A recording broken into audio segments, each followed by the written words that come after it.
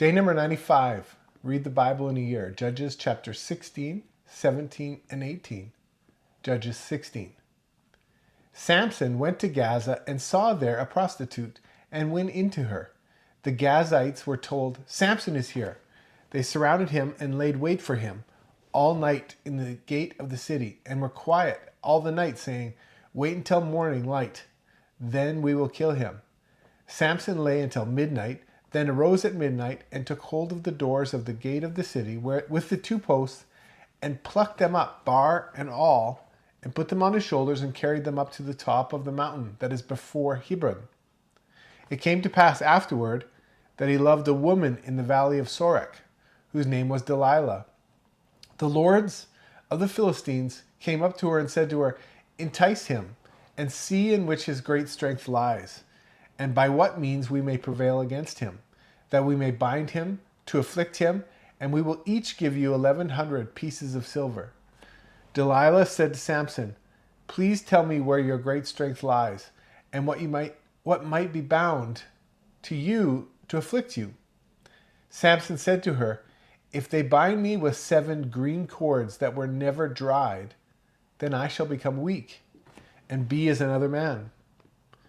Then the lords of the Philistines brought up to her 7 green cords which had not been dried, and she bound him with them. Now she had an ambush waiting in the inner room, and she said to him, "The Philistines are on you, Samson." He broke the cords as flax thread is broken when it touches the fire, so his strength was not known. Delilah said to Samson, "You've mocked me and told me lies. Now please tell me how you might be bound." He said to her, "If they only bind me with new ropes with which no work has been done, then I will become weak and be as another man." So Delilah took new ropes, bound him with them, and she said to him, "The Philistines are on you, Samson." The ambush was waiting in the inner room. He broke them off his arms like the thread. Delilah said to Samson, "Well, until now you have mocked me and told me lies. Tell me with what you might be bound." He said to her, "If you weave the 7 locks of my head with the fabric on the loom." She fastened it with the pin and said to him, "The Philistines are on you, Samson." He awakened out of his sleep and plucked away the pin of the beam and the fabric. And she said to him, "How can you say I love you when your heart is not with me? You've mocked me these 3 times and have not told me where your great strength lies." When she pressed him daily with her words and urged him, his soul was troubled to death. He told her all his heart and said to her, "No razor has ever come on my head, for I have been a Nazirite to God from my mother's womb. If I am shaved, then my strength will go away from me and I will become weak and be like any other man." When Delilah saw that he had told her all his heart, she sent and called for the lords of the Philistines, saying, "Come up this once, for he has told me all his heart." Then the lords of the Philistines came up to her and brought her the money in their hand. She made him sleep on her knees, and she called for a man and shaved off the 7 locks of his head. And she began to afflict him, and his strength went from him. She said, "The Philistines are upon you, Samson." He woke out of his sleep and said, "I will go out as at other times and shake myself free." But he didn't know that the Lord had departed from him. The Philistines laid hold of him, put out his eyes, and they brought him down to Gaza and bound him with fetters of bronze, and he ground at the mill in the prison. However, the hair of his head began to grow again after he was shaved. The lords of the Philistines gathered together to offer a great sacrifice to Dagon, their god, and to rejoice, for they said, "Our God has delivered Samson, our enemy, into our hand." When the people saw him, they praised their God, for they said, "Our God has delivered our enemy and the destroyer of our country, who has slain many of us into our hand." When their hearts were merry, they said, "Call for Samson, that he may entertain us." They called for Samson out of the prison, and he performed before them. They set him between the pillars, and Samson said to the boy who held him by the hand, "Allow me to feel the pillars on which the house rests." that I may lean on them. Now the house was full of men and women, and all the lords of the Philistines were there. And there were on the roof about 3,000 men and women who saw while Samson performed. Samson called to the Lord and said, Lord God, remember me, please, and strengthen me, please, only this once, God, that I may be at once avenged of the Philistines for my 2 eyes. Samson took hold of the 2 middle pillars on which the house rested and leaned on them, the one with his right hand and the other with his left. Samson said, let me die with the Philistines. He bowed himself with all his might, and the house fell on the lords and on all the people who were in it. So the dead that he killed at his death were more than those who he killed in his life.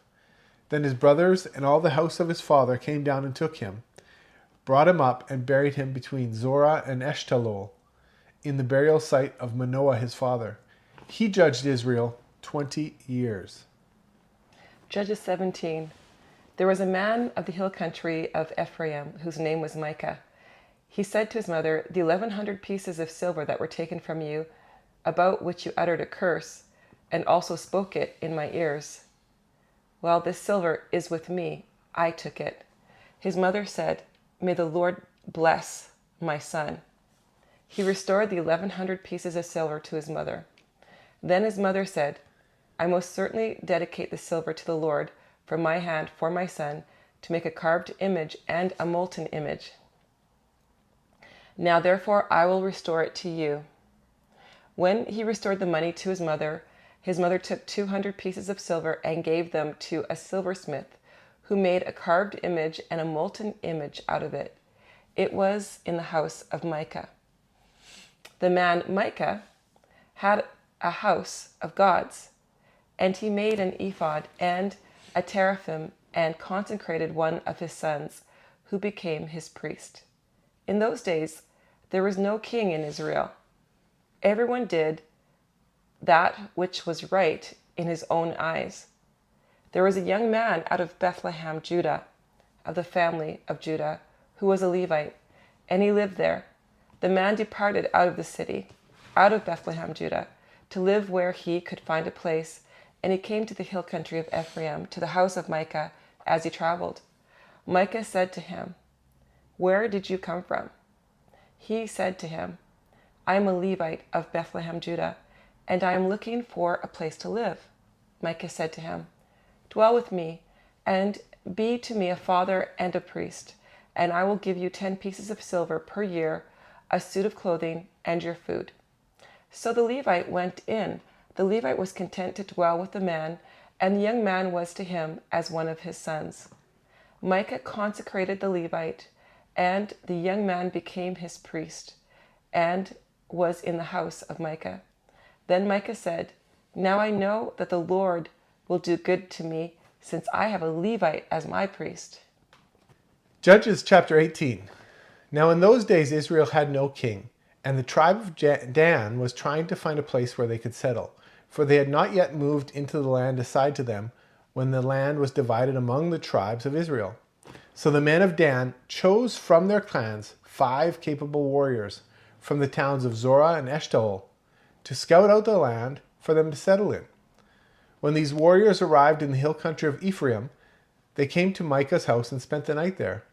While at Micah's house, they recognized the young Levite's accent. So they went over and asked him, who brought you here? And what are you doing in this place? Why are you here? He told them about the agreement with Micah and that he had been hired as Micah's personal priest. Then they asked, well, ask God whether or not our journey will be successful. Go in peace, the priest replied, for the Lord is watching over your journey.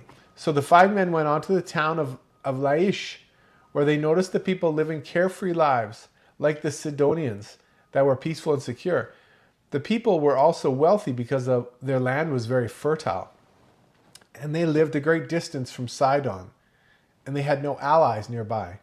When the men returned to Zorah and Eshtaol, their relatives asked them, what did you find? The men replied, come on, let's attack them. We have seen the land and it is very good. What are you waiting for? Don't hesitate to go and take possession of it. When you get there, you will find the people living carefree lives. God has given us spacious and fertile land lacking nothing.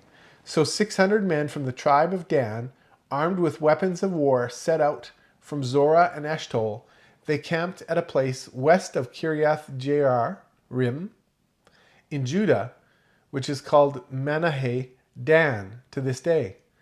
Then they went over from there into the hill country of Ephraim and came to the house of Micah.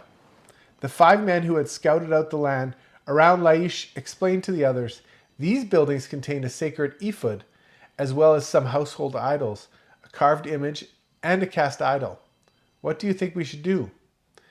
Then the 5 turned off the road and went over to Micah's house, where the young Levite lived, and greeted him kindly. As the 600 armed warriors from the tribe of Dan stood at the entrance of the gate, the 5 scouts entered the shrine and removed the carved image, the sacred ephod, the household idols, and the cast idol. Meanwhile, the priest was standing at the gate with 600 armed warriors. When the priest saw the men carrying all the sacred objects out of Micah's shrine, he said, "What are you doing?" "Be quiet and come with us," they said. "Be a father and priest to all of us.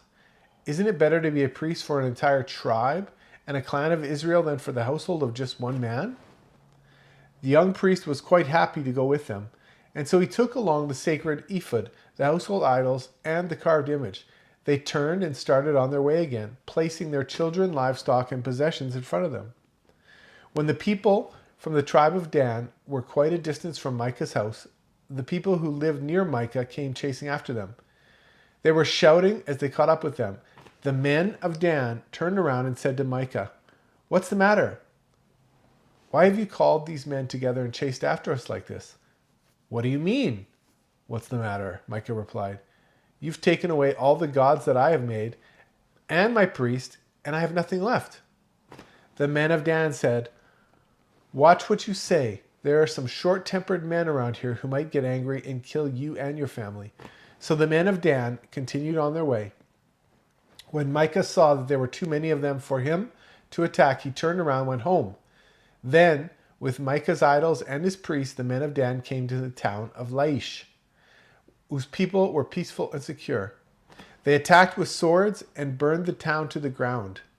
There was no one to rescue the people, for they'd lived a great distance from Sidon and had no allies nearby. This happened in the valley near Beth Rehob. Then the people of the tribe of Dan rebuilt the town and lived there. They renamed the town Dan after their ancestor, Israel's son, but it had originally been Laish.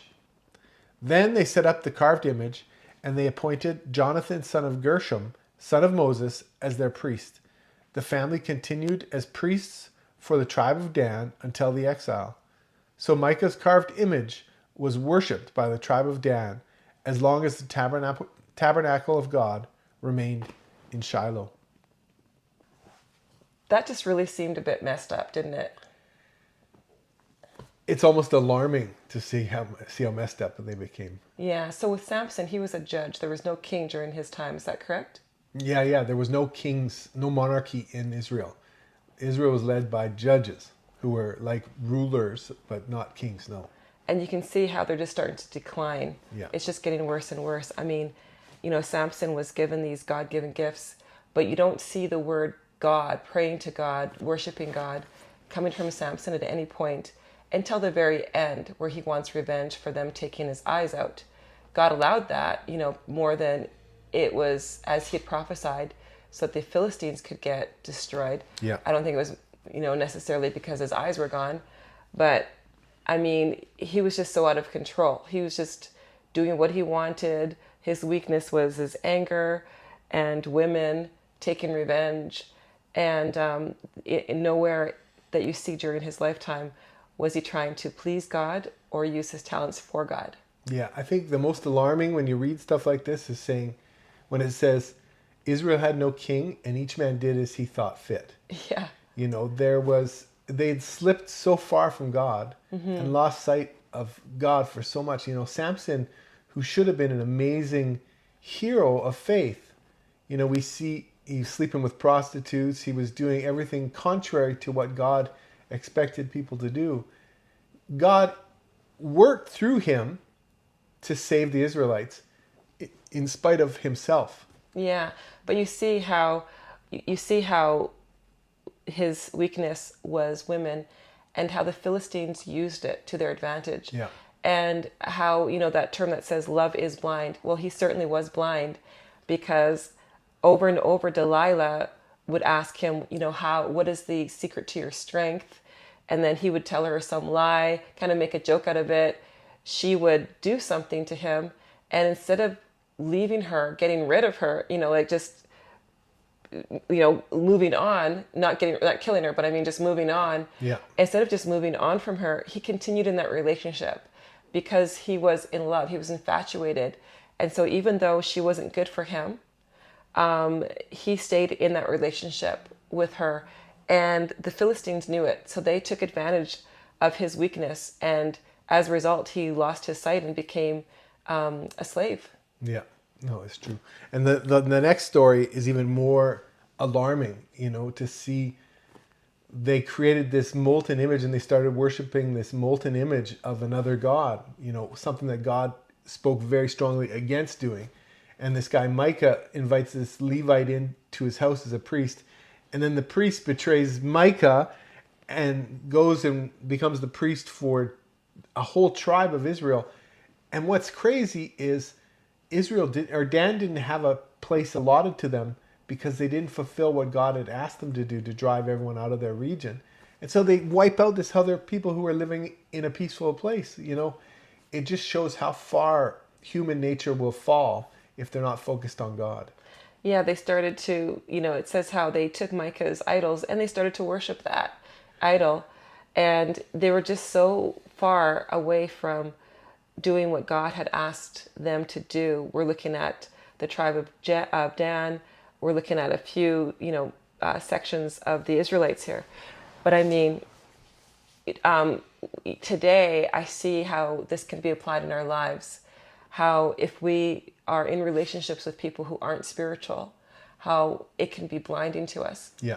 How we can end up, even though it's obvious, how it can become a trap, and it can cause us to ultimately to hurt us. Mm-hmm. And this is what God wants to prevent. He wants us to remain spiritual, to be with people who are spiritually minded, who are focused on Him, to help each other, to protect each other. Yeah. From falling, and to ultimately to live lives that are full and fulfilled. Yeah, for sure. And when we don't have a moral code to follow, how easily we lose sight of what's really important. They were going to kill Micah for doing something that they did wrong. He was just pointing out the fact that they were wrong. You stole this from me. And he says, well, you better be quiet or we're going to get some unruly guys to kill you. Like there's no moral code there. They lost sight of the relationships that they should have that were pleasing to God. So true. In those last two chapters, it says at the very beginning, each person did, with no king, each person did what they thought fit in their own eyes. Yeah. Not in the eyes of God, not in the eyes of righteous leader, but in their own eyes. And I think what we can learn from this today is when we just use our own intellect or psychology or the ways of the world to basically figure out the route and the way to go. Oftentimes, if we look around the world, it doesn't end up so good. No. It really is a secure place when we can look at, okay, what does God want us to do? What's the way that He wants us to go? Because it's going to be the true way, and it's going to be the way that's going to protect us and protect the people around us as well. It's so true. It's so true. I think it's a strong warning for us to how to live today. Even though these stories are a little bit dark and somber, it's a stark warning for us to really, really focus and refocus on God. And also, when it looks at the leadership, because there was no king, there was no leadership, and how the impact of leadership can have on the people around them. Sure. We need good leaders, whether it's in our government. It says in the Bible, pray for our leaders, right? Whether it's in government, whether it's in our church, whether it's in our community. We need leaders who have integrity, who will lead with integrity and lead with truth. True. Because if they're not, it's going to have an impact on the people around them for sure. Yes. Good points. See you again tomorrow.